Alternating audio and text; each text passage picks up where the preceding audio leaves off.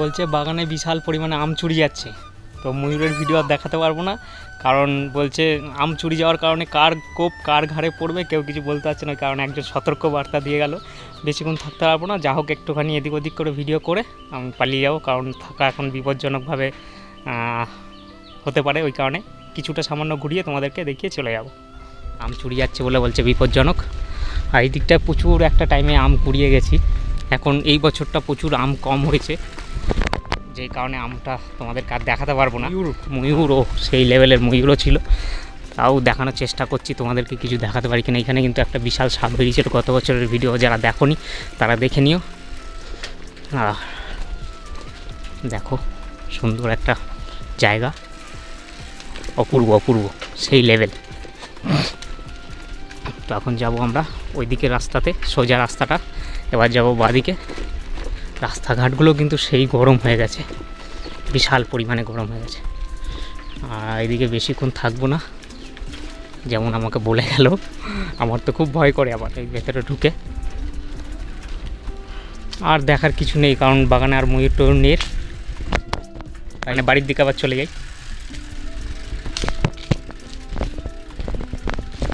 এই আমার 999টাকে ঘুরিয়ে নিলাম। এই যে আমার 999। আম বাগানটা কিন্তু সেই লাগছে, কী বলো।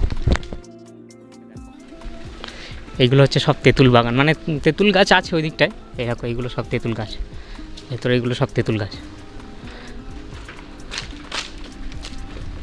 এগুলো হচ্ছে সেগুন গাছ, যারা দেখোনি দেখে নাও।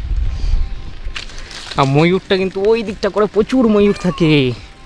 এখন ময়ূরটা নেই, তাই নাহলে ওই জায়গাগুলো ওই যে ওই ভেতরে বাঁশবাগানের ওই গাগুলো দিয়ে প্রচুর ময়ূর থাকে। এখন জঙ্গল তো প্রচুর পরিমাণে কেটে দিয়েছে, পারতাম ওই জায়গাগুলো সব ময়ূর ভর্তি থাকতে। এখন তো কোনো ময়ূর দেখাতে পাচ্ছি না, কোনো আওয়াজও পাচ্ছি না। যে চেল্লামিল্লি করে সেটাও করছে না। কি করা যাবে, ময়ূর তো দেখাতে পারবো না। এই পথেই যাই, যদি কপালে থাকে তাহলে হবে, না হলে আর কিচ্ছু করার নেই। এটা হচ্ছে গিয়ে সুন্দর একটা রাজপথ। গাছে পাতা এখন শুকিয়ে গেছে বলে না, সেই লেভেলের কিন্তু আর জিনিসটা দেখা যাচ্ছে না। নালে কিন্তু একটা টাইমে যখন তেঁতুল গাছে পুরো সবুজ হয়ে যায় পাতা, পুরো তলাটা পুরো একদম সেই লেভেলের ছায়া হয়ে যায়।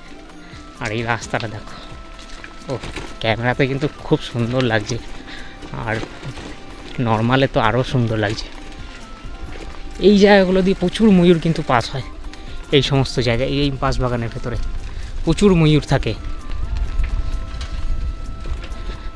ফিলহাল এই যে এইখানটাতে গত বছর দেখতে গেছিলাম, মানে বসেছিল 3টে ময়ূর একসঙ্গে। আর এই জায়গাগুলো দেখো, হাওয়াটাও কিন্তু সেই হাওয়া বইছে। গাছে কিন্তু সেই পরিমাণে আম হয়নি গত বছরের তুলনায়,